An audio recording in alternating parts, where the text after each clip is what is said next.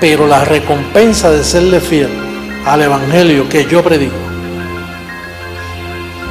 es la transformación de tu cuerpo. Y esto no es en vano, esto no es en vano. La recompensa va a ser esa. Y pronto recibimos esa transformación. ¡Pronto!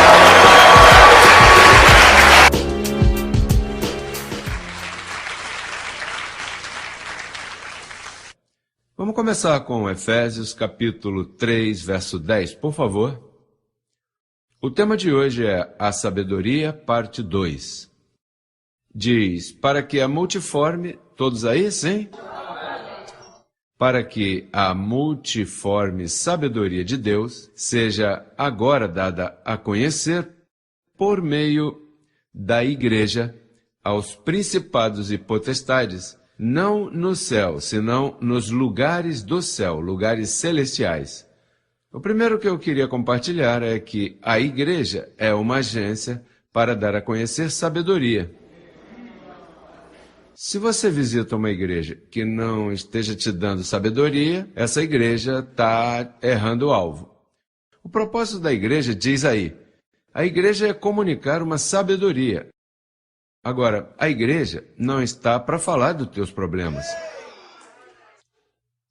A igreja não está para que você marque um encontro com o pastor para dizer o problema que você tem com teus filhos, teu esposo, tua esposa. Tem igreja que se presta para isso, né? Irmão, olha, tem horas pastorais, de aconselhamento pastoral.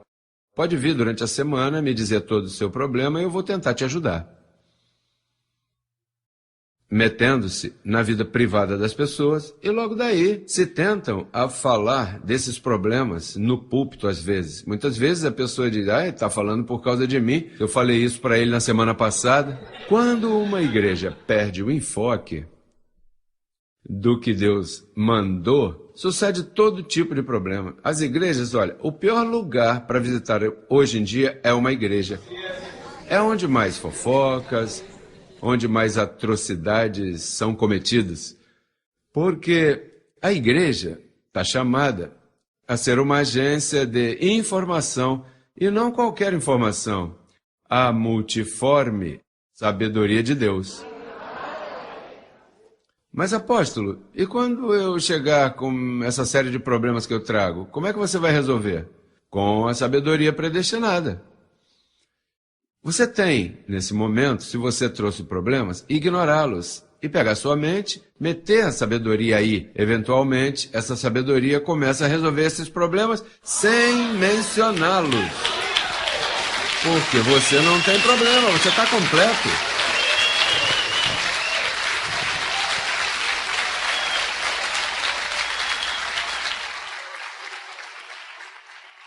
Você não está vendo que os problemas que você está tendo é exatamente porque essa sabedoria está ausente, porque o teu passado foi limpo, faz 2000 anos atrás, tua folha corrida está limpa. No mundo de Deus, Deus não vê problema contigo. O que Ele vê são desafios para que você aplique uma sabedoria que Ele te dá para que você resolva isso. Por isso, quando Paulo foi ao Senhor e disse, olha, Senhor, eu tenho uns problemas tremendos. Ei, tira de mim esse aguilhão da carne. O quê? Basta-te minha graça. Basta-te minha graça. 3 vezes disse, basta minha graça. Como quem disse, não me moleste mais, Paulo. Não mencione isso, porque isso, quando a graça, que é uma ciência, você conhece, vai resolver qualquer situação. Qualquer situação.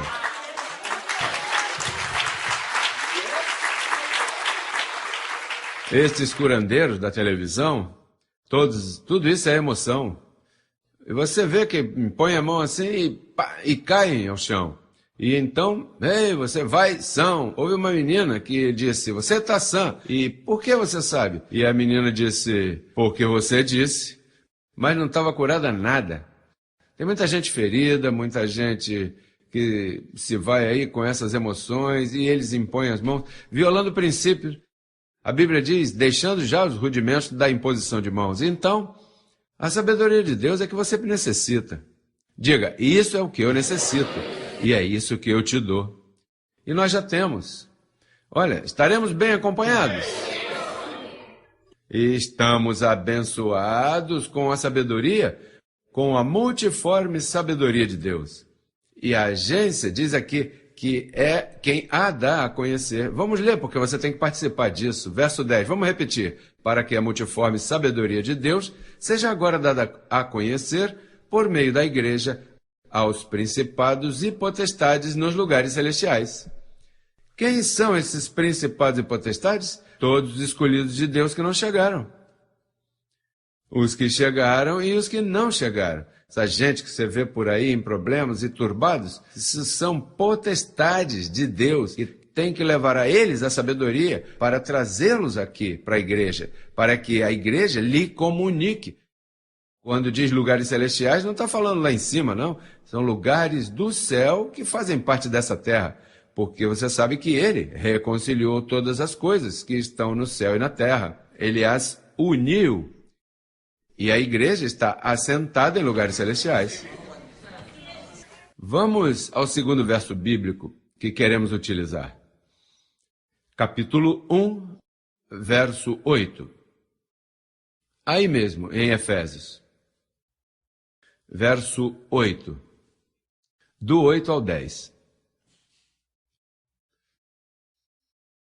Que fez sobreabundar para conosco em toda sabedoria e inteligência, dando-nos a conhecer o mistério de sua vontade.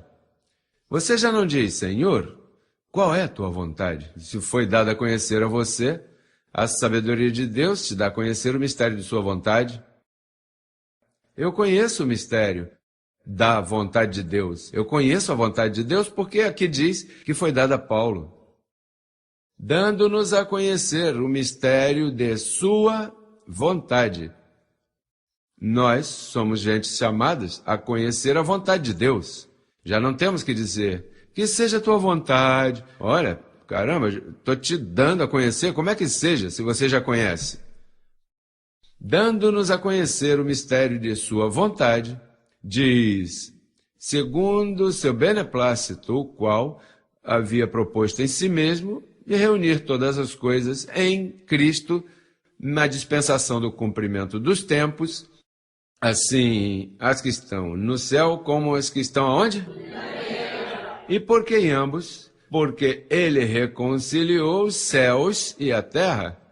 Nós somos pessoas que temos a sabedoria. Conhecemos o plano de Deus, nós não andamos à deriva. Eu não estou com isso de que, olha, Senhor, revela-me tua vontade. Eu conheço a vontade de Deus. Sabemos que estamos falando?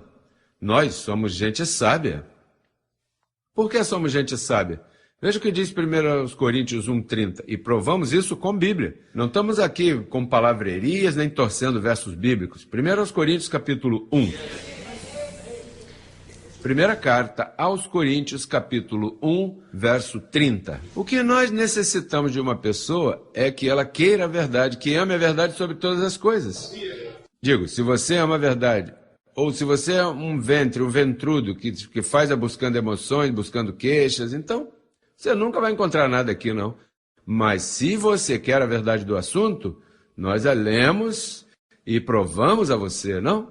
Veja o verso 30 que diz. Mas por ele, vós estáis em Cristo Jesus, o qual nos foi feito por Deus o quê? Qual é o primeiro atributo que diz aí? Você tem que pagar um preço por isso?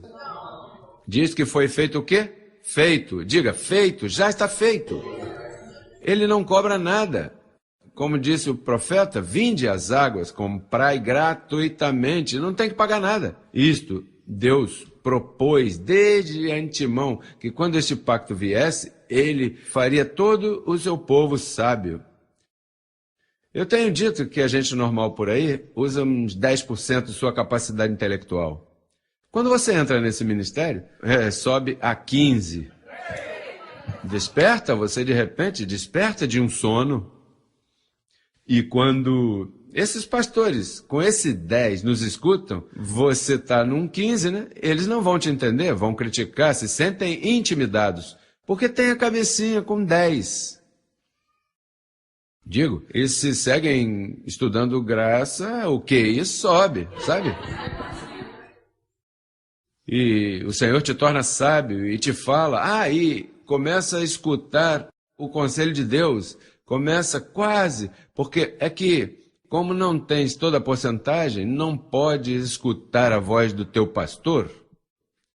Mas chega o momento, e quando essas 14 epístolas te tragam, tu não tomas decisões rápido, porque tão logo acontece algo, né? Você de repente guarda silêncio e fica caladinho. Afina teu ouvido e de repente ouves a voz que diz, não faça isso. Não, espera um pouco, não tome decisões agora. E segura e você vai ver que sai assim, porque é sabedoria e inteligência. Olha, gratuitamente, Papai Deus nos está dando isso. É a mente de Cristo tratando contigo. Ele não te pede nada, não está te dizendo, não faça isso, não vá ali, não dê isso, não vá ao cinema, não te vista. Ele não está proibindo. O que ele está dando é sabedoria. Porque com essa sabedoria, você vai fazer exatamente o que deve fazer, no momento que deve fazer, quando deve fazê-lo ou não fazê-lo, ele te guia. Diz, porém, minhas leis em seus corações, em suas mentes as inscreverei. Ninguém tem que estar dizendo nada a ti. Ninguém tem que estar te proibindo. Você chega à liberdade gloriosa dos filhos de Deus e ouve uma voz que te dirige. E te diz o que deves fazer. E então, Deus usa um apóstolo para dar sabedoria à igreja. A igreja é a agência que comunica isso aos demais. Por isso, isso aqui está cheio, porque você disse para alguém o que eu digo, e a igreja vai e compartilha. E continua crescendo. Porque o reino dos céus é como uma mulher que tinha 3 medidas. E colocou uma medida de levedura, e a levedura unificou tudo.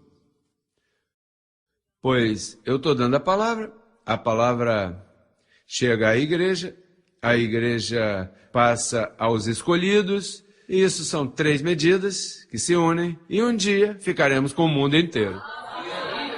Colossenses capítulo 1, verso 28.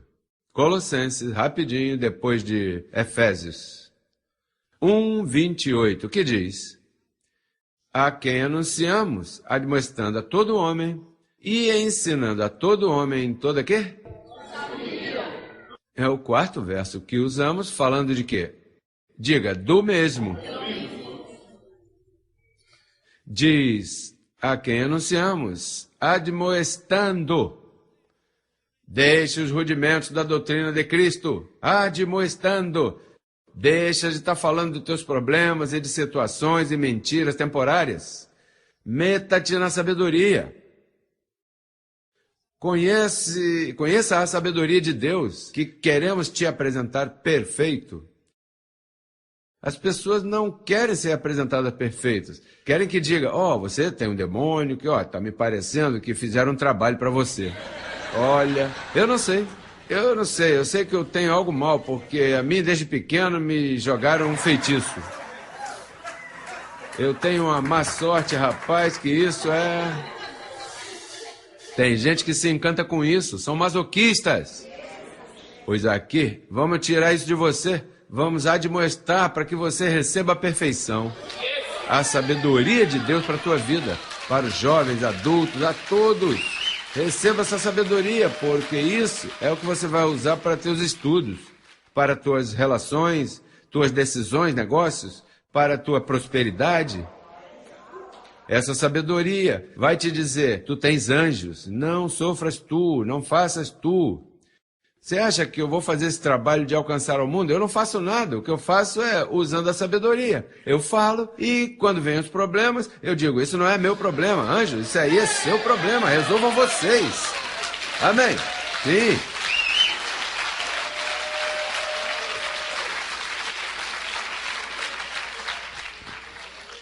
Eu não me afano. Você dirá, Esse apóstolo deve ter uma série de problemas com tanta gente ao redor ligando para ele todo dia. Eu não me afano. Quando eu me deito, se acabou. Fui dormir. Eu não estou ocupado por ti, sabe por quê? Porque você tem o mesmo que eu, a sabedoria. Você a usa para ti, eu uso para mim. Cada qual levará sua própria carga. Colossenses 1:9. Aí mesmo, capítulo 1, verso 9. Pelo qual também nós, desde o dia que o ouvimos, não cessamos de orar por vós e de pedir que sejais cheios do conhecimento de sua vontade, em toda sabedoria e inteligência espiritual. Para quê? Para que andeis como é digno do Senhor, agradando-lhe em tudo, dando fruto em toda boa obra e crescendo, diga crescendo, e crescendo em graça. Crescendo em quê? E não é a mesma coisa crescer em conhecimento e crescer em graça?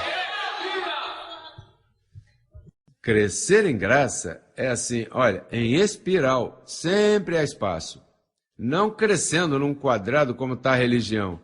Isso aí está aí 20 anos, e o que você aprendeu? Rapaz, eu aprendi que o diabo é mau, que Deus é bom, e está me vigiando, e se não orar, eu vou para o inferno. Olha como você aprendeu muito em 20 anos, hein?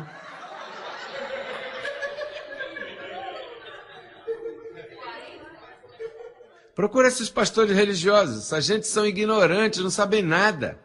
Mas nada de nada. E então pegam isso na letra e explicam para você de uma forma que você se cansa. Digo, se tu tens mente, a menos que tu tenha uma mente de nada, né? Para estar aí 20 anos perdendo tempo com religiosidade, mas estão te falando do mesmo lixo.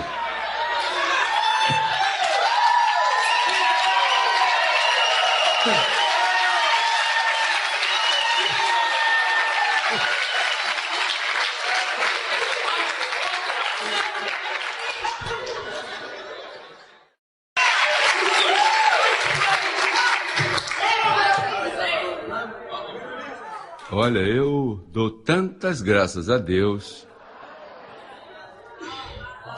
Uma vez eu agradeci a Deus por ter me livrado dos vícios quando eu era jovem.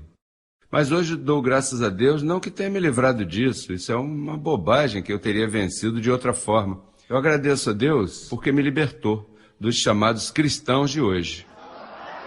Que me sacou desse inferno de religião. Isso é uma hipocrisia.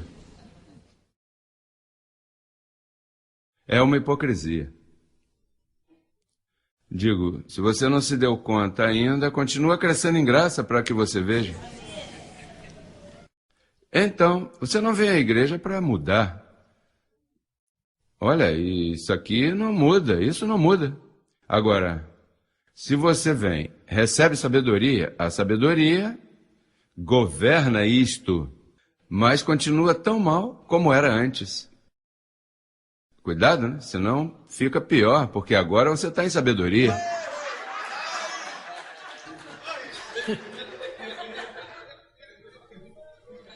Essa sabedoria traz mudanças. Isto aqui traz mudanças.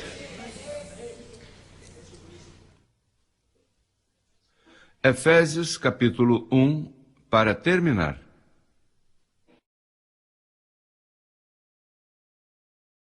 Tocamos em todos os versos que falam sobre sabedoria, que é o que faz falta no mundo inteiro agora mesmo, a sabedoria de Deus, que está escrita em 14 epístolas. Não procure em outro livro da Bíblia. Mas vou te dizer uma coisa, não a busque em Salomão, porque aquela era a sabedoria debaixo do céu. A rainha de Sabá, uma rainha, ouviu acerca da sabedoria de Salomão. E quando viu pessoalmente, disse, não, a tua sabedoria é maior do que a que eu havia ouvido. E trouxe ouro, presente, trouxe todo tipo de coisa, porque ficou impressionada com a sabedoria que Salomão tinha. Veja que sabedoria Salomão tinha, que uma vez chegaram duas mulheres e disseram, meu rei, esse aqui é meu filho. E de quem é o filho? Meu. E a outra disse, é meu. Imagina. As duas disseram que o filho era seu. Então Salomão disse, isso eu vou saber em breve. E havia um soldado, assim ao lado, e sacou a espada e disse, deixa eu dividi-lo no meio. Então a verdadeira mãe disse, não, dê a ela. Aí ele disse, você é a mãe do menino. Mas essa era terrenal. Era terrenal, porque depois Salomão foi e disse, olha, com toda a sabedoria que possuía, disse, eu tenho um problema de carne aqui que eu não...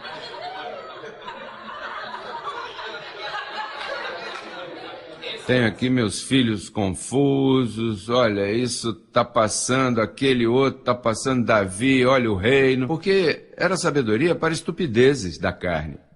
Esta sabedoria aqui não é de Salomão, esta é a dos céus, a oculta, a predestinada, a que Deus guardou para a nossa glória. Papai.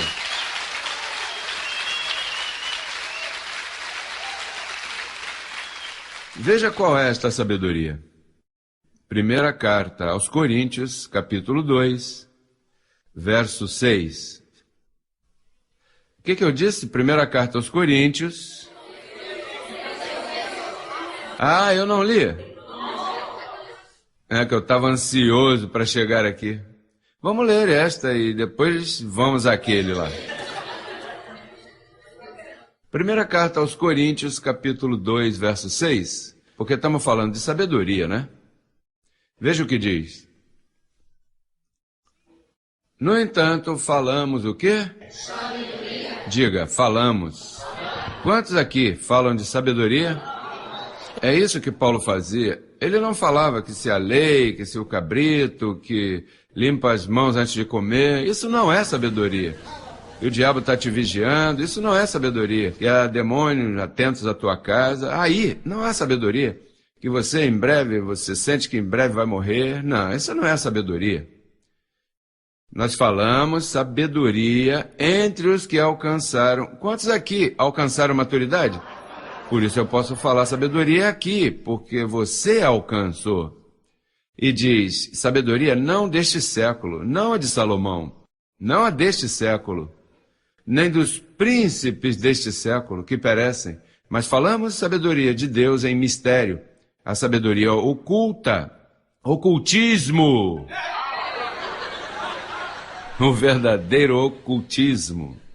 Sabe que os Rosa Cruz e todos esses religiosos por aí se jactam? Há uma sabedoria oculta. Que os lá da cultura maia, que tinham uma sabedoria. Olha, a cultura maia e toda essa gente, o que falava era de nós. Se passavam dizendo, olha, vem aí uma cultura, virá um povo que vão falar, olha... O que eles faziam era profetizando acerca de nós. Os sábios, nesse programa aí, que eu assisti de... Como é? Como era? Como é que se chama? Incógnito, né? Como? Infinito, na TV a cabo. Todos os sábios ali se reuniram para dizer, olha, o mundo não vai acabar. Virá um sistema novo, com um conhecimento, sabedoria, que eles não alcançaram ainda. Terão um conhecimento, virá um povo, virá umas pessoas. Olha, e há um líder nesse povo. E ele já nasceu. Já nasceu e tem a habilidade de obrigar as pessoas a que falem o mesmo. Por toda parte, falam iguaizinhos. É um governo na mente que fala igualzinho. Então perguntaram a esse sábio, olha, e quem é esse homem? E ele disse, eu não sei, eu o chamo de o homem gris. E onde ele está? Ele já existe. O homem gris se chama José Luiz.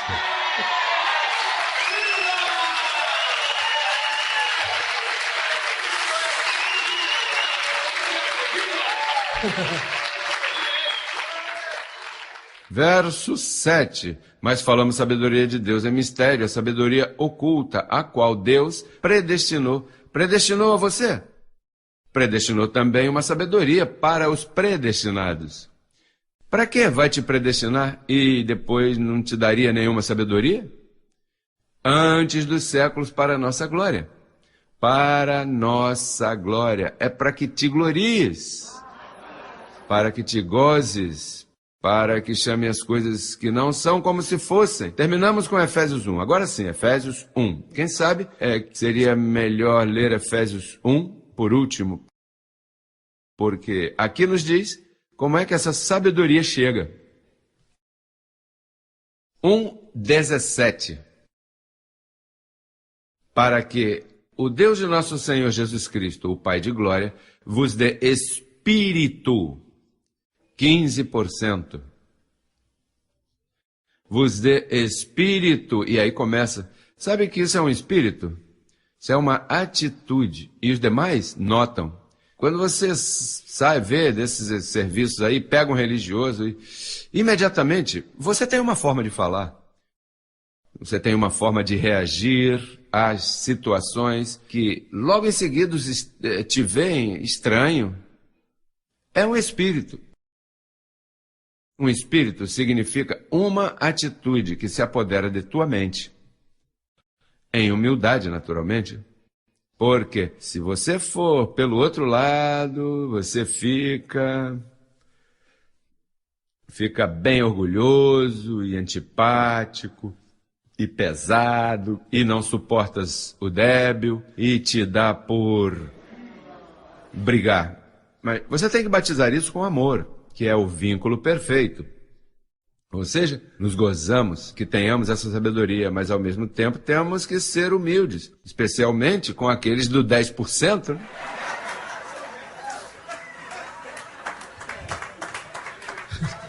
Os de 10% estão atrás e não avançam.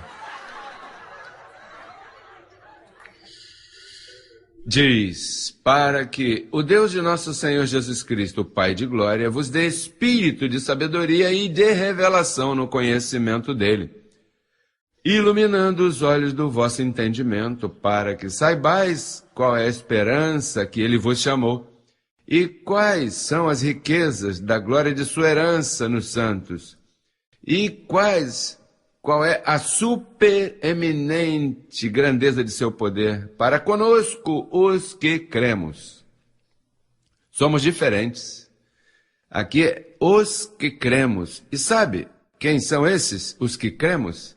Aqueles que o Pai deu e iluminou os seus olhos do entendimento. Você não pode fazer, você pode falar, mas o Espírito é que sabe a quem vai revelar esta sabedoria.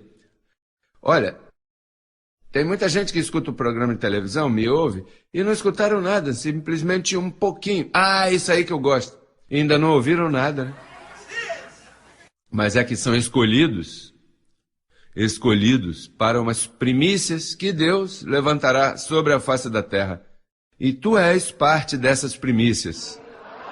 Teu trabalho no Senhor não é em vão. A tua vinda aqui não é em vão. Isso é uma edificação que Deus está fazendo em teu espírito. Está formando o teu homem interior. Está dando fortaleza ao teu homem interior. Está sacando a tua vista do natural para que ponha no espiritual, nas coisas espirituais. E vai chegar o momento que tudo o que você vai falar é isso. E quando vierem esses, olha, eu não recebo isso, por favor, pare já de queixa. O que eu recebo é isto. E vais estar firme. Olha, aí eu te peço que me imites. Olha, a mim não podem tirar os olhos disso. Eu me mantenho. Se algo entra pelo meio, olha, o que eu me mantenho é nesse pacto. Lá no velho pacto havia 2 querubins no lugar santíssimo. E esses querubins, olha, eles se passavam assim. Não tiravam a vista um do outro. E a presença do Senhor se manifestava no meio desses 2 querubins. E eles olhavam assim. E às vezes sacerdotes caíam mortos e eles nem olhavam a pancada que davam quando caíam mortos. Estavam aí. O que foi, hein? O que aconteceu? Ih, foi liquidado. Não olhe para lá. Tenho escutado coisas, havido explosões ao meu redor, havido coisas, e olha, eu não tiro a vista deste pacto, eu me mantenho aí, está escrito, está escrito, está escrito. Cedo ou tarde isso funciona, eu sei. Deus, tu não mente, isto é assim, Abba Pai. A seu nome, glória. Olha, vocês parecem até um exército. Exército de graça, vamos estar em pé. A seu nome, glória.